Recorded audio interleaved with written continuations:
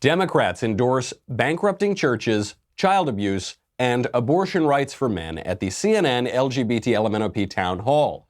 We examine why Democrats are willing to risk 100% of their electability pandering to 4.5% of the population. Then, President Trump gets blunt on impeachment at a rally in Louisiana. AOC cries, literally cries, over global warming. And the left tries to erase Christopher Columbus 527 years after the great man discovers America. All that and more. I'm Michael Knowles, and this is The Michael Knowles Show.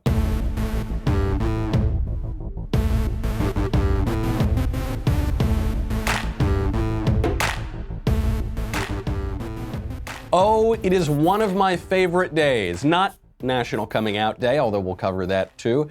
It is Columbus Day. Oh, we will celebrate the great man as the left tries to erase him from history. But first, don't let history get erased. Don't let your wonderful memories get erased. Give or receive a truly meaningful gift at paintyourlife.com. What a segue!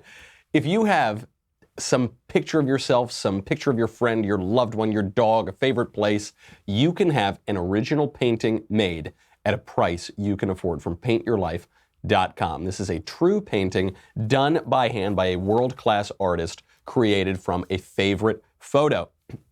This makes the absolute perfect gift for birthdays and anniversaries. You choose the artist whose work you most admire on the website, and you work with them throughout the process until every detail is perfect, and there's no risk at all. If you don't love the final painting, your money is refunded. I was totally skeptical of this, and so I obviously used it to get a painting done for my stepbrother's wedding. I didn't want to try it on myself first. I tried it on him.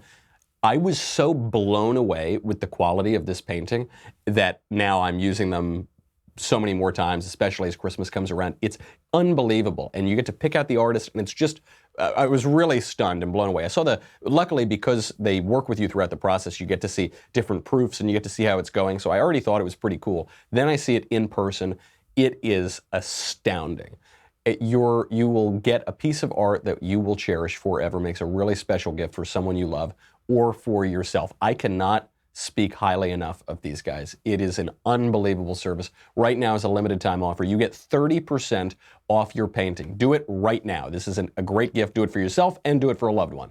30% off and free shipping. To get this special offer, text Knowles, Knowles, to 484848. That's Knowles to 484848. Knowles to 484848. Message and data rates may apply. All right, so many days to cover. Columbus Day, National Coming Out Day, LGBTQ Town Hall Day on CNN.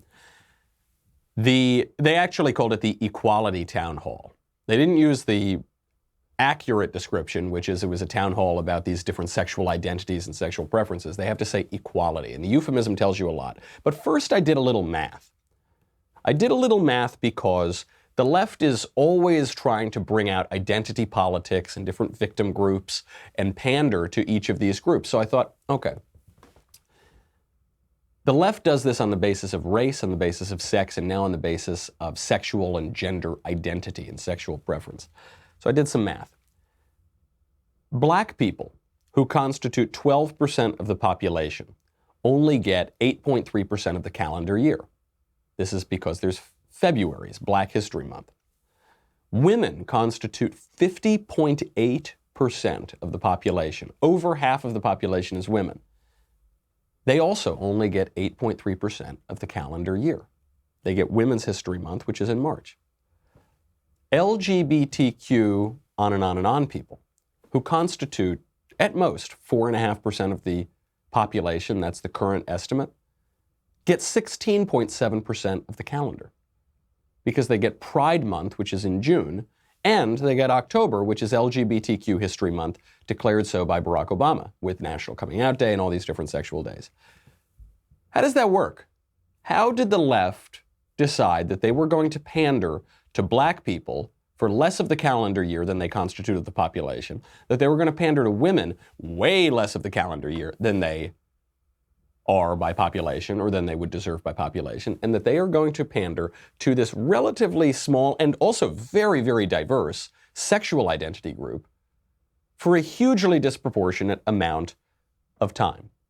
Well, not only was it a hugely disproportionate amount of time on the calendar year, it was a hugely disproportionate amount of time on the CNN Town Hall. I cannot believe that I watched this whole thing. I had very prominent people in the news media and in conservative politics messaging me, thanking me for watching the 4.5-hour LGBTQ town hall on CNN so that they didn't have to. Just occurred to me that the number of hours of the town hall corresponds to the percent of the population that identifies as LGBT. So they called it the Equality Town Hall. That is a euphemism.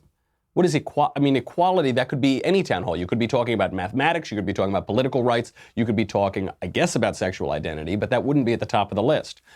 The euphemism is the key. People use euphemisms when they are trying to conceal the truth. This is what political correctness is. This is what so much of the Trump era has been about revealing, and it's what we talk about on this show a lot. You use euphemisms to conceal the truth. Now, sometimes you do it out of politeness. So when you see an old woman, you don't call her an old woman, you call her a woman of a certain age. And this is a sort of polite euphemism so that you don't sound like you're insulting somebody. Sometimes it's not about politeness. Sometimes the deception is much more nefarious. So you'll say undocumented Americans instead of illegal alien. Why do you say undocumented Americans? You don't say it to be polite to somebody, because usually you're not using it in a personal context. You're using it in a public debate. And you use that euphemism, or the left wants you to use that euphemism, so that they win the debate before the debate's already begun. Because if you have a debate over what should we do about illegal aliens, then it's pretty clear, well, they're breaking the law, they're aliens, which means they're foreign nationals, so I guess we should probably take them out of our country and bring them back to the countries that they're citizens of. But if you start your debate not using that accurate and clinical term, but you use this euphemism, undocumented American. What should we do about undocumented Americans? Well, they're Americans after all. I guess they're certainly going to stay here. We're not going to deport Americans. Well, are they Americans? They're not citizens. Yeah, well, they're not citizens because they don't have any documents. It's not because they're actually not citizens of the country. They just don't have documents. They're undocumented, so that's a problem. We got to get them documents. They're undocumented Americans. The way to fix that is to get them documents. And so you subvert the debate before it's even begun. The debate over gay marriage, to use a more relevant example, the debate over gay marriage, what it really is, what is marriage? What is marriage? Define marriage for me. Describe marriage. Well, the left would say it's a loving bond between two people. I have a loving bond with members of my family. Am I married to my family? No. I have a loving bond with my best friend. Are he and I married? No. Well, even if you don't think so, it's a loving bond between two people. Okay, I have a loving bond between three people. And actually, in romantic love these days, a lot of Americans have a loving bond between multiple people at the same time. When you look at surveys of polyamory, you've got 4 to 5% of people identify as polyamorous. So why is marriage a loving bond only between two people? And okay, so then they'll go on and they'll try to whittle it down and explain. Finally, the traditional answer would be sexual difference, men and women. Sexual difference is essential to marriage. It always has been. Sex, specifically sex open to the possibility of life, is essential to marriage. And then you could have that debate. That would be what that debate looks like. But that's not what the left did. What the left did is they began with the premise that marriage is a monogamous bond between two people of any sex. Why monogamous? Because they just arbitrarily said so. Why is that the definition? Because they began with that premise, and then the debate became over marriage equality. Who has the right to get married? Well, if it's just about rights and equality, obviously we want everybody to be equal. Obviously, we want everybody to have rights. They won the debate before it began because they didn't have the debate. They just started with their own conclusion as the premise. Even the group that pushed gay marriage, or the redefinition of marriage, it's called the Human Rights Campaign. When I think of human rights, I think of political liberty. I think of freedom from tyranny. I think of security in your own body and your own property. I mean, even if you go in a more liberal definition of human rights, what do you think? Water, food. Redefining marriage in a way that has not been true for ever anywhere in the world, that probably is pretty low on the list of human rights. But by naming their organization the Human Rights Campaign, who's going to oppose human rights? Obviously, nobody. So that's what you see here, the Equality Town Hall. What the Equality Town Hall blew up for us is this idea, this lie, that the whole premise of this movement to redefine marriage, to redefine sex, the whole premise was it's a personal matter. It doesn't affect you. What's it to you? How dare you? It's not affecting your life. And it's none of your business. Elizabeth Warren started out embracing this view in the debate when she was asked about same-sex marriage. She was asked in the debate, what do you say to people who still abide by the definition of marriage that has existed everywhere for all of human history, instead of the new definition of marriage, which includes same-sex unions? Her answer is, if you don't want a same-sex marriage, don't get one. But then listen to the little barb that comes in at the end of it. Let's say you're on the campaign trail and you're approached. You have been, yes. And a supporter approaches you and says, Senator, I'm old-fashioned, and my faith teaches me that marriage is between one man and one woman. What is your response? Well, I'm going to assume it's a guy who said that. And I'm going to say, then just marry one woman. I'm cool with that. Assuming you can find one. Yeah, you tell them, Liz. Yeah, those idiots who believe the thing that every human has always believed everywhere. Those guys are idiots, and they're unattractive, and they're terrible, and they could never find a spouse. And they're probably men, and men are bad, and women are good, and straight people are bad, but gay people are good, or something. I don't know. It's just so, the whole town hall was just absolutely shocking pandering. But you see there, Liz Warren, being probably the most cautious candidate of any of them right now, is still playing in that realm of, look, live and let live. We find out, though, it's a lot more like that McCartney song. It's a lot more like Live and Let Die. Beto O'Rourke brings this up. He comes right out with it when he threatens to bankrupt churches, schools, and other institutions that don't buy into LGBTQ ideology. This is from your LGBTQ plan, and here's what you write. This is a quote. Freedom of religion is a fundamental right, but it should not be used to discriminate. Do you think religious institutions like colleges, churches, charities, should they lose their tax-exempt status if they oppose same-sex marriage? Yes. There can be no reward, no benefit, no tax break for anyone or any institution, any organization in America that denies the full human rights and the full civil rights of every single one of us. And so as president, we're going to make that a priority, and we are going to stop those who are infringing upon the human rights of our fellow Americans. Hell yes, we're going to take away your churches. Beto, are you going to take away our AR-15s? Hell yes. Beto, are you going to take away our churches if the churches don't want to redefine marriage? Hell yes, we're going to take it away. Beto O'Rourke does this thing that the left must hate him for, which is the conservative and social conservative argument is always, we can't do this thing, because if we do this thing, pretty soon we'll do that thing. It's the slippery slope argument. And what the left has always said is, no way. What? Just because we do this thing doesn't mean we're going to do that thing. Just because we redefine marriage doesn't mean we're going to redefine what it means to be a man and a woman. Then, of course, they do it anyway, but they at least pretend they're not going to. Beto is different. You tell Beto, if we do this thing, we can't do it because then pretty soon we'll be doing that thing. And he says, hell yes, we're going to do that thing, and I'm going to take away your churches and your guns too. So that's what he does. He begins in his definition by defining this very new, very narrow conception of marriage as a human right. But he doesn't explain why. Polygamy is illegal in the United States. Some people are polyamorous. The same number of people are polyamorous as the number of people who identify as LGBTQ. So are we denying people their human rights in this country by not allowing polygamous marriage? That's the argument. It's the exact same argument. And what I suspect is the vast majority of people, even those who support the redefinition of marriage, would say, no, it's fine to exclude polygamy from the definition of marriage. You're talking about the same exact percentage of people. You're talking about the same sort of radicalism in redefining marriage. In fact, in some ways, less radicalism, because at least in polygamy, you can still have sexual difference. Why is one a necessary, important human right where if you oppose it, you're a bigot, and the other one is just totally crazy? Try to answer that question. If you can't answer that question, maybe there's been a flaw in your logic earlier on. Booker went even further. He said non-tax exempt organizations would face consequences too, not just churches and religious schools, but even non-tax exempt organizations that don't totally celebrate redefining marriage or any other aspect of LGBTQ ideology would face consequences. Then you get into the craziest pandering of all, which is the first two guys to go up on this stage actually just started flirting with men in the audience because they're such slimy politicians that they thought, well, I'm at the gay town hall, I guess I should probably flirt with some men. Yeah, that'll win over all the gay votes. So Booker comes up there and he starts talking about what a beautiful man there is in the audience because he and Booker are both bald. That is one of the most handsome haircuts. I was. Were you about to say the same thing? I was going to say Thank nice you very haircut. much. All right. You are a beautiful man.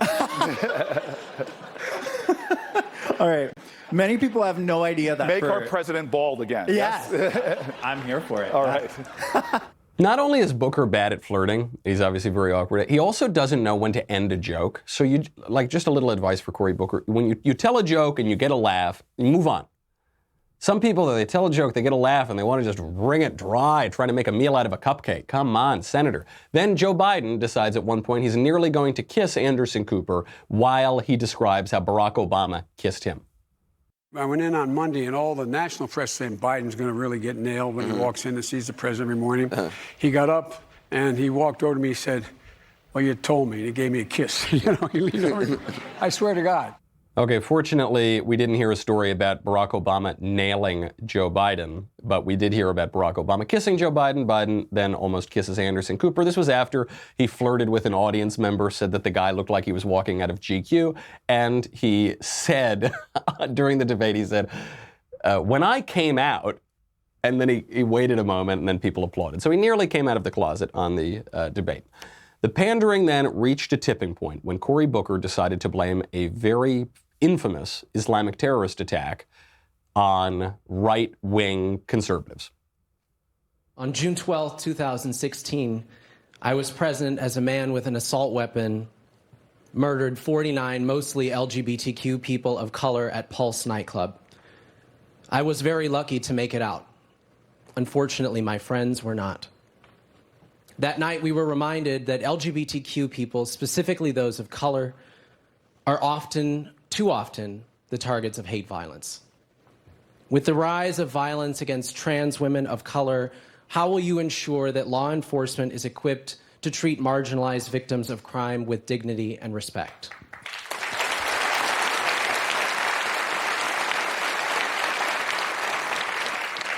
So first of all, very clearly, it is a national emergency. The majority of the terrorist attacks in this country since 9/11 have been right-wing extremist groups. The majority of them have been white supremacist and hate groups. Yeah, that's the point. We're talking about an Islamic terrorist attack at Pulse nightclub in Orlando, where during the shooting, the Islamist shooter pledged allegiance to ISIS. So that's why it's so urgent. It's a national emergency. We need to condemn white supremacists and right-wingers because an Islamist shot up a gay nightclub. His point, obviously what a stupid response, but his point that he's trying to make is that white supremacist terror is a far greater problem in America than Islamic terror. And this claim, we hear this claim a lot by the left. It is not backed up by the facts at all. So to make this point, what the left always does is they begin with, since 9/11, ... all of these terrorist attacks.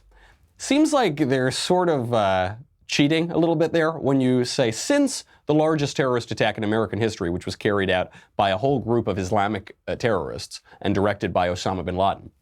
Taking that aside, other than Pearl Harbor, what have the Japanese ever done to us? Okay, I mean, that's kind of a big one. You're kind of leaving out the big one. Let's say, though, let's just, for the sake of a thought experiment, let's use their own numbers, let's use their own premises. So we're going to take 9/11 off the table.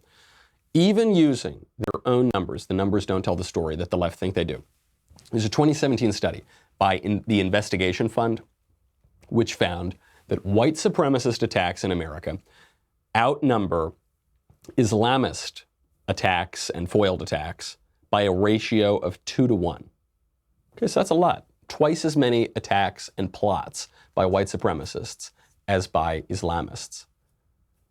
But there are way, way, way more white people in America than Muslims. So 60.7% of America is white. 1.1% of America is Muslim. White people outnumber Muslims in America by a ratio of 55 to 1. So if white supremacist plots outnumber Islamist plots by a ratio of 2 to 1, that still shows a hugely, shockingly disproportionate number of Islamist plots. So if you're trying to identify a problem with hugely disproportionate numbers, that would be the problem to identify. But Booker and the left, they have no interest in identifying the problem. They have certainly no interest in solving the problem. All they have to do is twist every single argument, every single question to attack conservatives or right-wingers or, I mean, they view white and conservative to be synonymous. Obviously, that is not the case, but that's how they view it. So to attack everybody at the top of the intersectional pyramid, white, straight, people who are the same sex that they think that they are, male rather than female. A ridiculous point, but a good opportunity. Booker gives us a good opportunity to debunk a major talking point of the left. Then we get to really the most disturbing issue of the whole town hall, which is the first question of the town hall begins with Cory Booker. And a woman comes up and says, I'm the mother of a 9-year-old transgender child. So from the very beginning, this is just a woman asking this question, but from the very beginning, the CNN town hall is normalizing child abuse. If a mother is foisting gender ideology on her child, a child who's in the single-digit age range, that mother is committing child abuse. That is some horrific stuff. If you tell your little boy that he's really a little girl because he picked up a Barbie one time, and you confuse him sexually in a truly damaging, life-enduring sort of way, you are committing child abuse. That's how the thing begins. I think, okay, we're really through the looking glass now. This woman might have introduced herself as a sufferer of Munchausen by proxy, as someone who seeks attention by pretending to care, the people that she cares about are ill. I thought this would be the most depraved aspect of the night. My expectations were too low because it got so much worse. A woman then brought her daughter on stage and presented her daughter as a 9-year-old transgender American. I'm not going to play the clip. I pulled the clip and I could play the clip, but I don't want to participate in the abuse of this child, so I'm not going to play it. The little girl comes on stage and she's dressed in a suit and she says, I'm a 9-year-old transgender American and my name is Joseph or Jacob or something like that. Roaring applause from the audience. I'm sure the moderators and the people backstage were doing it too. The CNN producers and everyone else who exploited this child are monsters, and this sort of child abuse should be criminal, and the perpetrators should face the stiffest possible consequences. That's during the debate, during a major presidential town hall on CNN, the big leftist cable network. What this means to me is the arguments against Trump are pretty weak. I get the arguments against Trump. We're going to get into one of the arguments against Trump in a second. I understand them all. Look, I worked for a competitor of his in the 2016 primary. I did TV commercials for Ted Cruz. Okay, it's not like I was immediately from the very beginning this big Trump guy. In the face of this LGBTQ town hall, there is no argument. There is no argument. What, because Trump mean tweets? Because he did something in Syria that you don't like? For a war that we don't even know what we're doing there? Because he lowered taxes and picked a judge that you don't like? What is the argument? You've got people on stage with a Democrat media leftist apparatus abusing a child on national television. You've got the major presidential candidates saying they're going to defund churches, bankrupt churches, if not outlaw them altogether. You've got presidential candidates saying even if you're not tax exempt, you're going to face consequences if you don't radically redefine marriage. All of these people on stage, and you're going to pick one of them, or you're going to not vote at all and let one of them win because Trump did what? He had a phone call with Ukraine? Give me a break, people. I didn't even get to the most ridiculous part of the whole debate. The most ridiculous part is that Julian Castro, who's not going to be in the race for much longer, but he's still in it now. Julian Castro had said at an earlier debate that he supports abortion not just for women, but for trans women. He said this because he didn't know what trans women means. Trans women means men who dress up like women. They have male biology. They cannot have a baby. They certainly can't have an abortion. So I joked on Twitter. I said, I wonder if Julian Castro is going to double down on his support of abortion for men. Because we're through the looking glass, his national political director responds to my joke and says, quote, of course, to anyone who needs an abortion, however they identify, #Equality Town Hall. That woman is Natalie Montalongo. In the face of this, we see the moral error of opposition, of conservative opposition to Trump. Trump has many faults. The alternative is shutting down churches, killing babies, and pumping kids who survive abortion full of hormones and puberty blockers. I don't see very much argument for voting against Trump anymore. Doesn't mean I don't want to criticize Trump. I'm about to criticize Trump right now. And there's a particular reason that I need to criticize Trump, because he really irritated me at the Louisiana Town Hall. But politics is about context. Politics is about gradations and priorities. In the face of that sort of insane radicalism on the left, I don't see a whole lot of argument for abstaining. The stakes are just too high. We will get to my season 3, episode 3 is dropping today. It's going to be a lot of fun. A new episode. During the insane town hall on CNN, President Trump was holding a rally in Louisiana. And the rally was pretty good. He got his base all fired up. It was very entertaining, as always. He did something that irritates me so much. And I will admit, I know it seems like a disproportionate reaction to a minor slight. President Trump, he went blue. He went blue. He used vulgar language in public. Here is President Trump describing the prospect of impeachment. The radical Democrats' policies are crazy, their politicians are corrupt, their candidates are terrible, and they know they can't win an election day, so they're pursuing an illegal, invalid, and unconstitutional bullshit impeachment. There it is. I hate it. I hate it when President Trump uses foul language in public. What he said was absolutely true. Every word of it he said was true. His use of the word BS, absolutely justified. If I were sitting around a bar, I'd use exactly the same word, and it would be just as accurate then as when President Trump is speaking publicly. The president should not use foul language in public. Since the ancient Greeks. The thing that separates politics from just me and you clubbing at each other over the head is that we have our capacity of speech, which uses symbols to express what we're doing in our faculties of reason, to persuade one another of how we should live and how we should govern ourselves. When you use foul and stupid language, you degrade yourself. You degrade what is the representation of your humanity. Now, we all do it sometimes. We do it for comedic effect. We do it for emphasis. Some people use swear words like commas. That's probably not the best thing to do. We do it. I do it too. I try not to swear as much because it doesn't make you sound very clear. It doesn't make you sound very in control of yourself. And I really try not to do it in public because it's disrespectful. It's disrespectful to people who don't want to hear that kind of thing. It's disrespectful to the office of the president, which should be higher up. It should embody the ethos and the spirit of the country. And there's always been a little bit of vulgarity to the spirit of America, so I totally understand it. I hate it. I just don't like it. And President Trump should try to minimize it. He can make his point just as forcefully without doing it. And it wouldn't, he has no reason to degrade himself. Trump has more integrity in his little finger than the left has in their entire apparatus.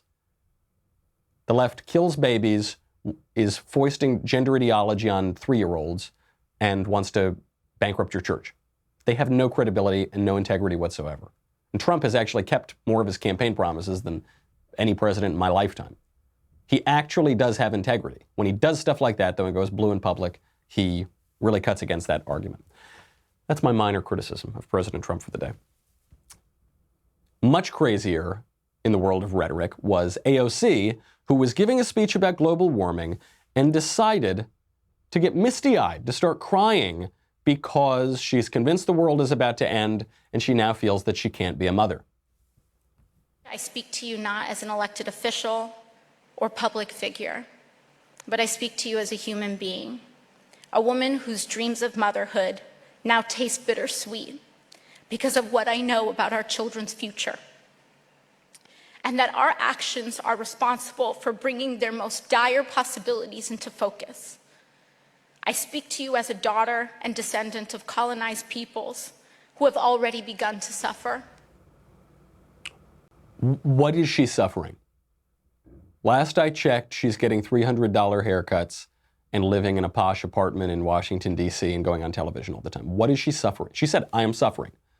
I am a member of an indigenous peoples group and we are suffering. What are you suffering?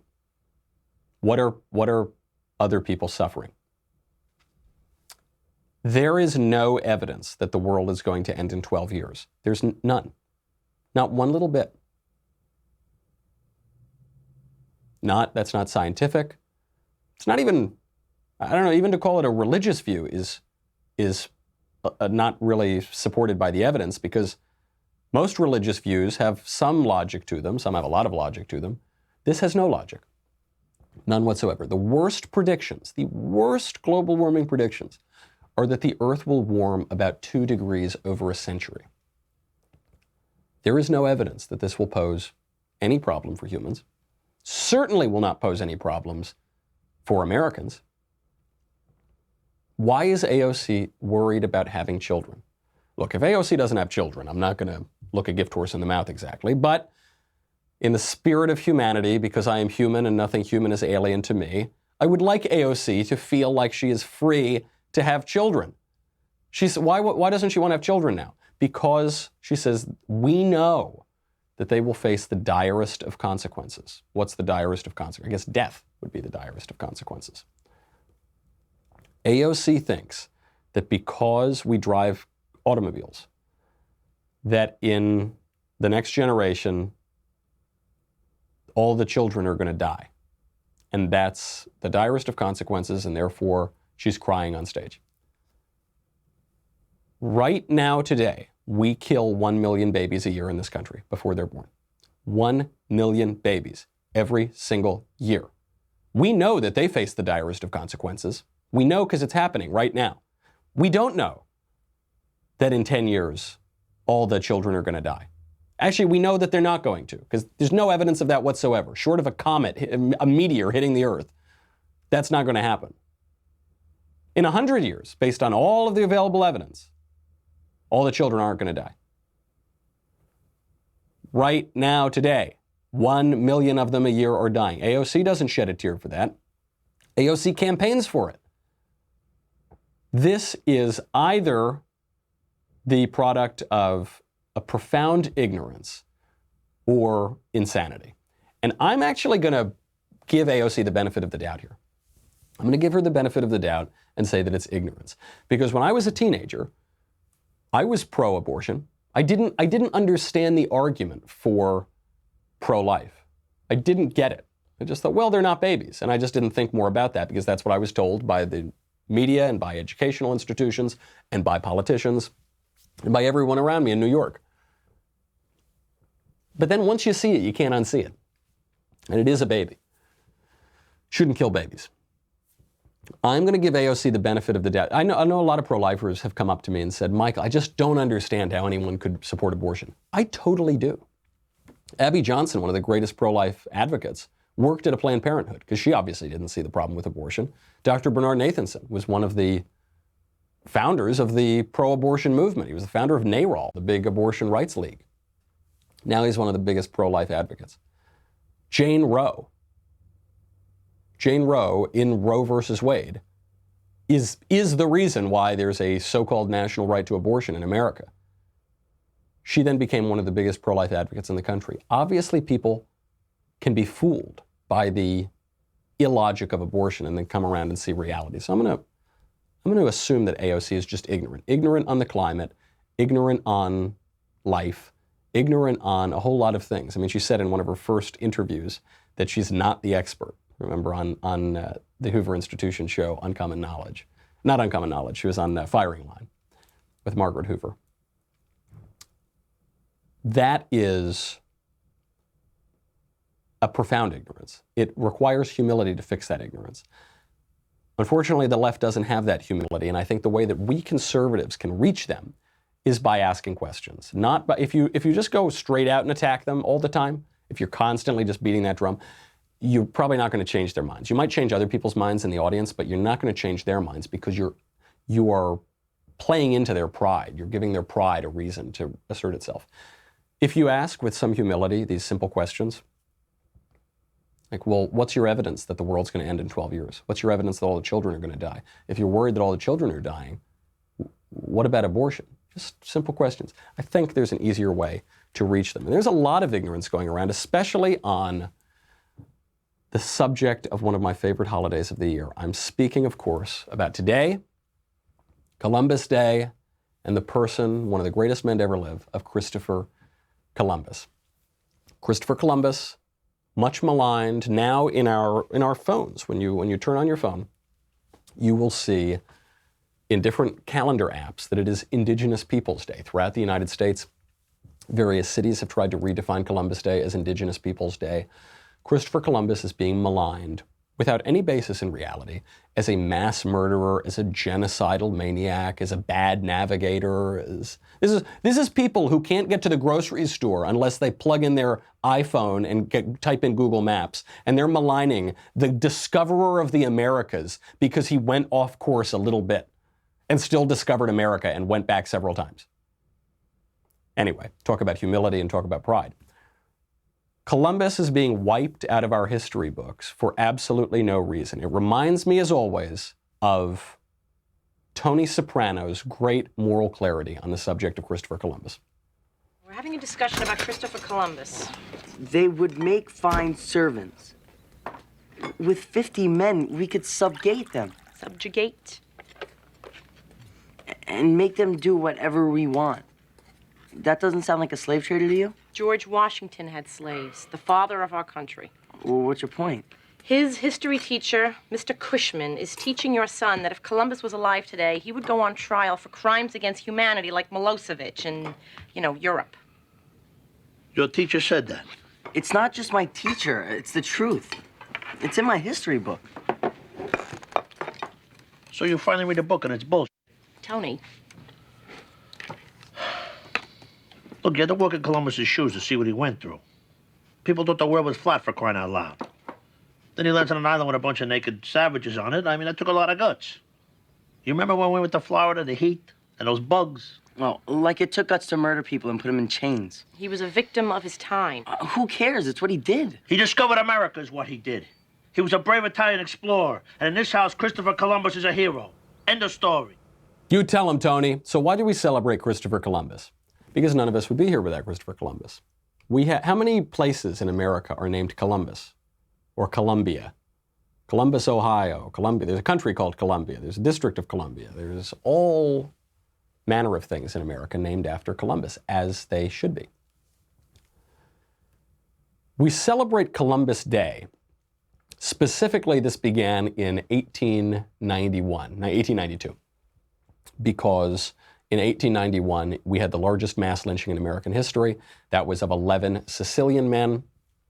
And so as a way to sort of apologize to the Italian Americans in the country, they decided to celebrate this great Italian explorer who discovered the Americas. And that was why we had, in 1892, Columbus Day, 400 years after Columbus's voyage. In 1492, Columbus sailed the ocean blue.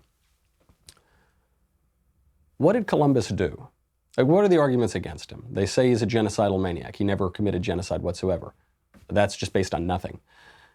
They say he's a mass murderer. He wasn't a mass murderer. John Fugelsang, who I kind of like, he's that left-wing radio guy, he tweeted out, he said, Columbus was one of the worst mass murderers ever. Happy Indigenous Peoples Day. How many people do you think Columbus murdered? When people ask you this, or when people tell you that Columbus was a mass murderer, ask them, give me a number.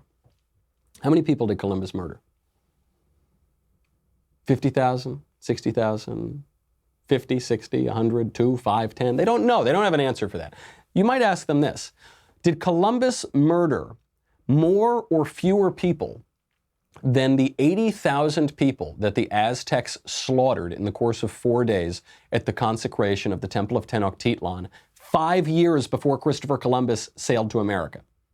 It's not like the Aztecs killed them 3,000 years earlier. 5 years, 1487. The Aztecs slew 80 to 84,000 people in the course of 4 days at the consecration of the Temple of Tenochtitlan. Well, Michael, that's different. How's it different? You're saying that we can't celebrate Christopher Columbus because I guess he was governor of the Indies, so he was involved in the deaths of some people. But you want to replace Columbus Day with Indigenous Peoples Day. The Aztecs are pretty good representatives of indigenous peoples, right? They are indigenous peoples. They slew 80,000 people in the course of 4 days. So if you're going to get rid of Columbus Day, I guess you got to get rid of Indigenous Peoples Day. But Michael, it's not fair to judge people by their very worst qualities. Everybody's flawed and has bad qualities. Oh, good point. All right, then let's go back to Columbus Day. Because Christopher Columbus is one of the greatest, most virtuous men who's ever lived. The guy was a man of low birth. He more or less taught himself everything. He was Italian. He learned to read Latin. He learned to speak and write Spanish. He was one of the great travelers. He went to Iceland. He went to Africa. He went all over the place as a navigator. He was so consumed with Christianity. He was so devoted a Christian that at the time when many people did not read the Bible, he read the Bible with monks. He was in the Azores. He was convinced that he had to go and discover this trade route to the Indies.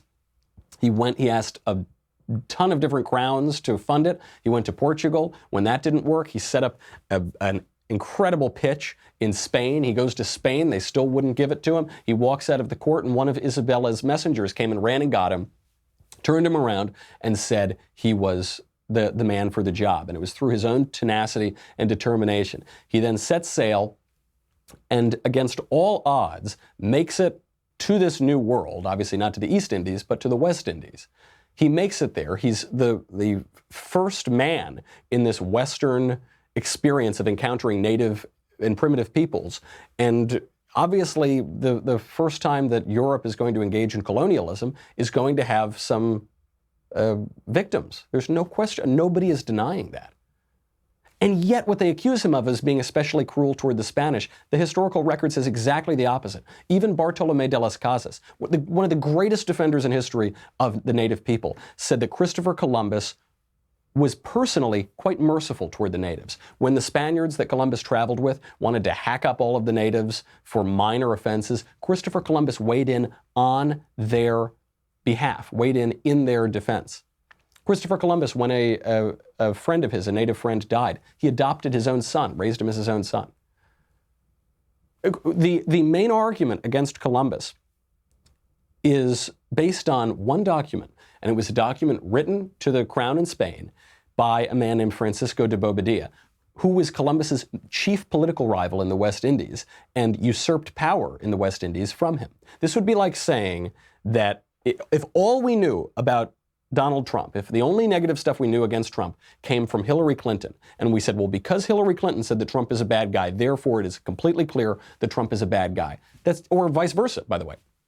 If the only thing we knew negatively about Hillary Clinton is what Donald Trump said, you couldn't rely on that either, because they were political rivals. He was brought back, even in chains, to the crown. Why did the crown believe Bobadilla? In part because then the crown didn't have to pay Columbus what it owed him. And Columbus still persevered. Columbus still continued. He went back and forth to the West Indies. Even more important than that, and this man, not enough could possibly be said about this man's virtues and great qualities. But even more than that is the humility that we need. Without Christopher Columbus, none of us would be here. If you think that it's unjust that we are here right now, you should leave. Go back. You don't have to be here. We have airplanes and very cheap travel. If you think that it's awful that people inhabit the Americas who are not the direct descendants of Aztecs or somebody, fine. Go away. Something tells me you don't believe that. If you think that it's not a major net positive for the world that America exists, I guess that's fine. That's your prerogative. You're wrong. But just go and leave. Christopher Columbus, beyond his great characteristics, is one of the central figures in history. Without Christopher Columbus, there would be no such thing as Latinos. What is the Latino race? Is the encounter of Native Americans with Spaniards from Europe creates Latinos. Even taking out the question of is Columbus a good guy or a bad guy, and the evidence is overwhelmingly that he's a great guy. Even taking that aside, he's one of the central figures in history. Our history would be unrecognizable without him. We are here today because of men like Christopher Columbus and Columbus himself. We have no right to look down and spit on that man. Our life is made possible because of what that guy did. We are standing on the shoulders of giants, and some people, these historical revisionists, think that we're flying. What have those revisionists ever done? What have the people who cast aspersions on Columbus ever accomplished? They have not accomplished one zillionth of what that man did. They have not done one zillionth of the good for the world that that man did. That is a question of pride. That is a question of ignorance. And hopefully in our culture, we can rectify both. That's our show. I'm Michael Knowles. This is The Michael Knowles Show. I'll see you tomorrow. Happy Columbus Day.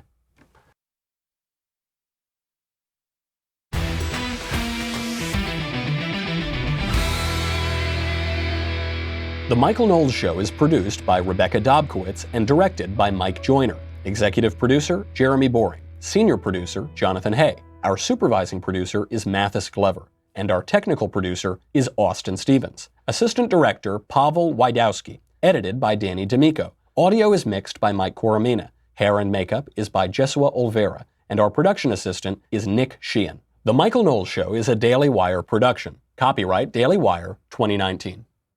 On the Matt Walsh Show, we're not just discussing politics. We're talking culture, faith, family, all of the things that are really important to you. So come join the conversation.